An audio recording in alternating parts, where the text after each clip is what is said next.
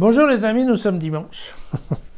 Comme vous savez, le dimanche, nous continuons d'étudier l'Évangile, ce qui est un peu normal pour un blog qui s'appelle Jésus Facile, n'est-ce pas? Bien. Alors, cette année, c'est l'année Marc, donc aujourd'hui, nous allons lire Marc au chapitre 9, les versets 2 à 10, pour un passage qu'à peu près tout le monde connaît, qui s'appelle la Transfiguration.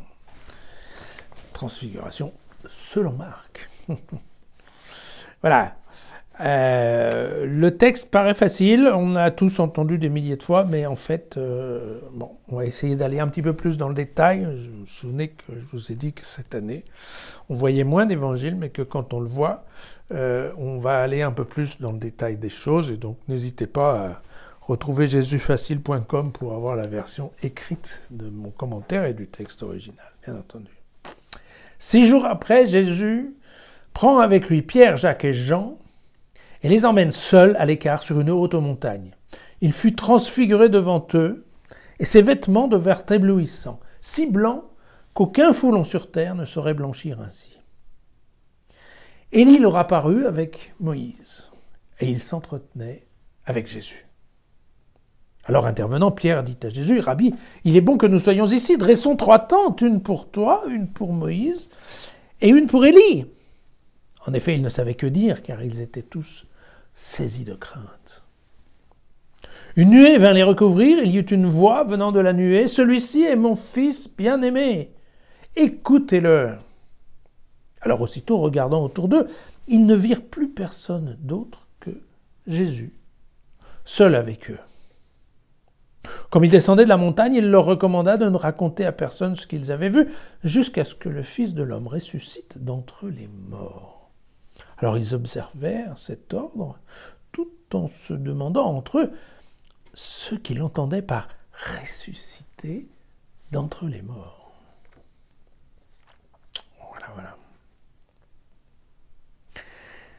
Voilà. Alors, bon, c'est l'évangile de Marc, donc c'est probablement le premier récit de la transfiguration qui va être repris ensuite par les collègues Matthieu et Luc. Matthieu et Luc qui n'hésiteront pas à rajouter aussi la clarté ou la transfiguration, la transformation du visage, alors que vous voyez qu'ici, Marc se contente de parler du vêtement.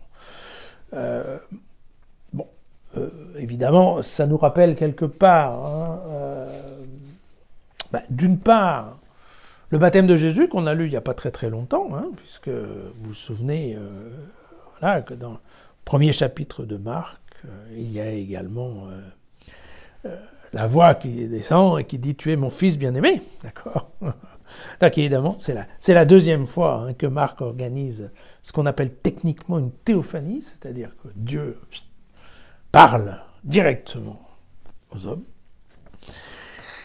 Et puis, évidemment, cette transformation, alors la transformation du vêtement et l'histoire en général, elle nous rappelle aussi un passage de l'Exode au chapitre 24. Donc, bien entendu, on n'a pas encore lu l'Exode, mais là, c'est un passage qui est connu, puisque c'est celui dans lequel, en effet, Moïse monte sur le mont Sinaï pour recevoir les tables de la loi. Et donc, effectivement, quand on va comparer, on va retrouver de nombreux points communs, comme la haute montagne, la référence aux 6 jours, les 3 témoins, et puis la nuée. Voilà. Avec quand même aussi quelques différences, parce que la gloire de Dieu était à la vue de tout le monde. En plus des 3 témoins, il y avait quand même 70 sages, anciens, du peuple qui étaient là. Et puis, les 6 jours dont on parlait, c'était plutôt le temps qu'est resté la nuée sur le mont Sinaï, plutôt que le temps avant que ça se passe. Voilà. Donc, quand Luc et Matthieu parlent du visage, évidemment qu'eux, ils vont retrouver une autre partie de Moïse, qui est, de l'Exode, au chapitre 34, le verset 29, où là aussi, Moïse se couvre le visage, parce que quand il descend de la montagne, il a le visage qui est très fort et qui brille, en fait. Voilà, c'est ça. L'Oréal, bien sûr. Voilà. Alors, quelques petites précisions pour mieux comprendre le texte. Voilà, la blancheur dans la Bible, c'est le signe de la divinité. Et quand on parle d'un foulon, alors le foulon, c'est évidemment c'est une ancienne expression, c'est un ancien métier, c'était des artisans qui en fait blanchissaient les tissus et, en rajoutant de la chaux et des trucs comme ça, et en fait ils foulaient le tissu avec leurs pieds, d'accord? C'est pour ça qu'on a foulon, voilà, ça vient de là. Et donc en fait ce qu'on nous dit ici, c'est que globalement la blancheur du vêtement de Jésus, eh ben c'était impossible qu'un artisan humain puisse arriver à ce degré de blancheur. Voilà, c'était avant Persil, bien sûr. Voilà. Alors, pourquoi Élie et Moïse? Élie, c'est facile. Élie, quand on lit le deuxième livre des rois, eh bien, en effet, au chapitre 2, on nous dit qu'Élie a été enlevé au ciel. Donc, s'il a été enlevé au ciel, on peut facilement en déduire qu'un jour ou l'autre, il peut redescendre. Hein, globalement, s'il a été enlevé, c'est qu'il n'est pas mort. Voilà.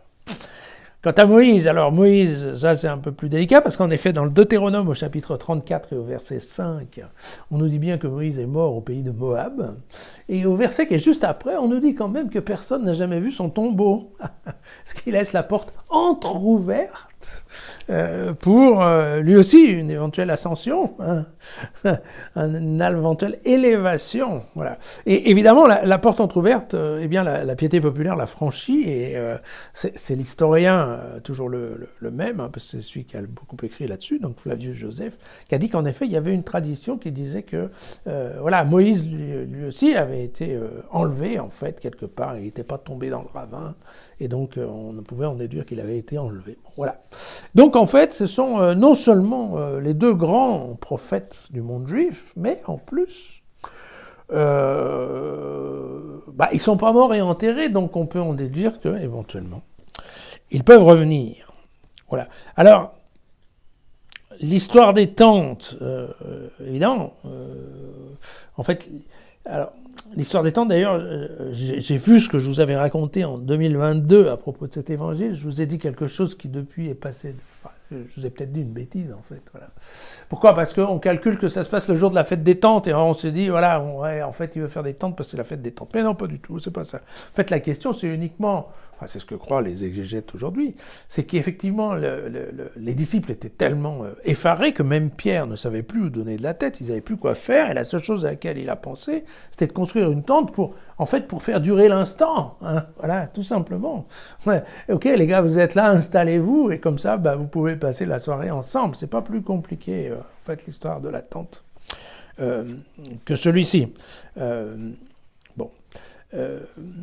La question, alors après, il y a la question de la résurrection des morts. On peut aussi rester un petit peu surpris. Pourquoi ils sont tellement surpris eux aussi de cette appellation-là? Parce que je vous rappelle que les pharisiens étaient des gens qui croyaient dans la résurrection. Et je vous rappelle que Jésus était pharisien. Et probablement que là, les trois sbires qui sont autour de lui sont probablement issus du monde juif et globalement du monde pharisien. Alors, pourquoi ils sont surpris? Pour deux choses. D'abord, la résurrection telle qu'elle était envisagée à l'époque, entre autres par les pharisiens, c'était la résurrection de tout le monde en même temps. Il y a le jour du jugement dernier, et le jour du jugement dernier, en fait, vous savez, c'est ce qu'on voit dans un certain nombre de tableaux de peinture, les tombeaux s'ouvrent et les squelettes sortent. Hein, voilà, c'était ça leur image. Et donc là, que Jésus, dont les disciples ont commencé à comprendre qu'il était d'origine divine, donc déjà, un Messie qui meurt, ça déjà, un peu compliqué. Et en plus, un Messie qui va ressusciter d'avant les morts, ça, c'est pas quelque chose de facile. Et donc, comme c'est pas facile, ils sont là, en effet, ils se posent des questions. Et une des questions qui se posent, c'est, mais quand est-ce que ça va se passer? Est-ce que ça va se passer avant ou après que Élie ne revienne? Parce qu'ils sont restés sur cette histoire qu'Élie allait revenir. Et c'est pour ça que le développement qu'on va avoir dans la suite, on va pas le lire, mais dans la suite du chapitre 9, en effet, on va avoir toute une discussion sur Élie. Mais est-ce qu'Élie va revenir? Et voilà. Vous vous souvenez que, entre autres, Hérode se posait des tas de questions de savoir si Jean-Baptiste était Élie revenu ou pas.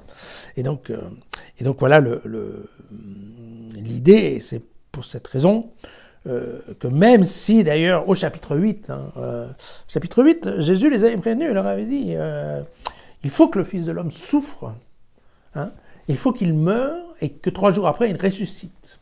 voilà, et ça avait créé un choc. Alors Pierre avait dit mais non, moi je ne laisserai pas tout faire. Et puis Jésus lui a dit arrière Satan, tu vas quand même pas te mettre en travers du projet de Dieu. Je ne sais pas si vous vous rappelez ça. C'est le moment où on appelle ça. Vous savez, il pose la question et pour vous qui suis-je, et puis et pour les autres qui suis-je. Voilà, c'est ça. Alors même en fait déjà à ce moment-là, en fait ils n'ont pas bien compris les disciples cette histoire-là. C'est pas facile à comprendre. Si demain votre boucher vous dit qu'il va bientôt mourir, mais qu'il ne faut pas s'inquiéter, dans 3 jours après, il rouvre la boutique, vous allez dire, ouais, ok, c'est pas du bien d'entendre. Et là, il remet ça. Et donc, on leur a dit de se taire, ils se taisent, mais en fait, entre eux, ils doivent quand même se dire, qu'est-ce que c'est que ce cirque, quoi.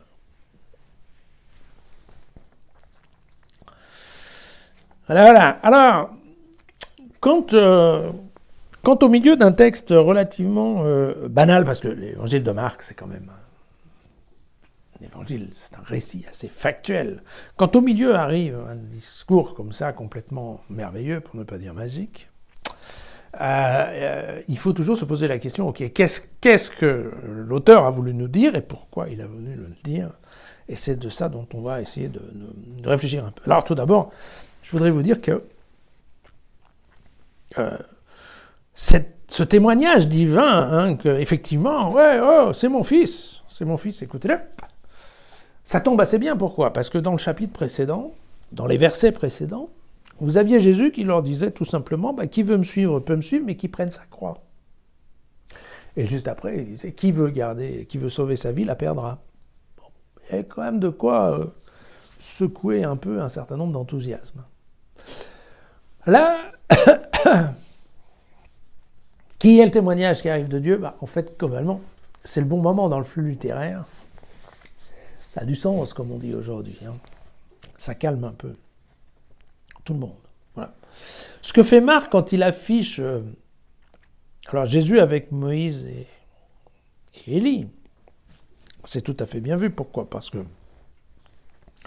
non seulement il positionne Jésus au niveau des 2 grands maîtres, prophètes de la religion juive, donc on ne peut pas rêver de meilleurs compagnons. Donc certainement ce sont les 2 meilleurs témoins pour dire que Jésus est effectivement d'origine divine. Et en même temps, il va couper court, tordre le cou à un certain nombre de rumeurs qui courent, qui diraient qu'effectivement, mais Jésus, c'est peut-être bien Élie.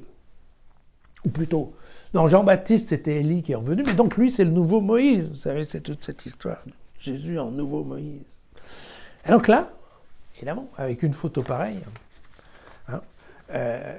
Marc dit, non, attendez, vous les voyez là, tous les 3, ils discutent ensemble, donc c'est bien 3 personnes différentes. Voilà. Donc c'est plutôt bien vu en termes littéraires. Voilà. Il faut qu'on réfléchisse aussi sur cette question de la voix et donc de la deuxième théophanie dans cet évangile de Marc. Pourquoi c'est important? Parce que, vous savez, j'avais déjà parlé qu'il y a une science qui s'appelle la christologie, on réfléchit comment les gens ont commencé à intégrer que Jésus n'était pas que Jésus, qu'il était aussi Jésus-Christ, et de quelle façon ça s'est fait. Et donc de la même façon qu'il y a des gens qui pensent qu'en effet Jésus est né en étant déjà Dieu, comme l'évangile de Jean, vous en avez d'autres qui ont pensé que non, il est devenu Dieu au moment du baptême, et il y en a d'autres qui pensent que là, c'est là, au moment de la transfiguration, qu'en fait, Jésus a commencé à devenir Jésus-Christ. D'accord. Donc c'est effectivement un point important. Pourquoi également, pourquoi c'est important que Marc nous dise ça? Souvenons-nous du futur. L'évangile de Marc, je crois que je vous l'avais déjà dit, il se termine en fait un petit peu en queue de poisson, parce qu'il se termine sur la vision du tombeau vide. Voilà. Et Marc, lui, n'a absolument pas raconté de quelconque rencontre avec le Christ ressuscité. D'accord. Donc il faut bien, c'est important, de marquer l'esprit du lecteur, que le lecteur comprenne bien, ok, Jésus fait partie de types comme Moïse et comme Élie, c'est-à-dire que c'est tout à fait logique, eh bien qu'il ne reste pas dans un tombeau. De telle façon que quand on lit l'Évangile et qu'on arrive à la fin, on tombe sur le tombeau vide, et ben personne n'est surpris. C'est normal. C'est normal que le tombeau s'est vide. Élie est monté au ciel, Moïse probablement aussi. Donc, qu'on ne connaisse pas où est le tombeau de Moïse, ou qu'on sache où était le tombeau de Jésus, mais il n'y a personne dedans, tout ça ne devrait pas choquer une fois qu'on a bien remis en place l'incorporation de Jésus dans l'équipe. Voilà, donc c'est ça ce qui me paraît, important dans cette pièce. Bon, voilà, sinon, écoutez, Marc a décidé de nous présenter Pierre, Jacques et Jean comme les 3 piliers de la communauté de Jésus. Jean reprendra ça, ce sera les 3 témoins de la résurrection de Lazare. Et puis voilà, et puis on oublierait presque le message principal de cet évangile qui est « écoutez-le ». Pourquoi ? Parce qu'il faut savoir que le « écouter », le verbe « écouter » au temps de Jésus, ça veut surtout dire « obéir ». Et donc, en fait, ce que dit Dieu aux disciples qui éventuellement commençaient à dire « ouh là là, moi si je vais casser ma pipe, ça ne m'intéresse pas forcément de suivre beaucoup Jésus », eh bien, Dieu leur dit « obéissez ».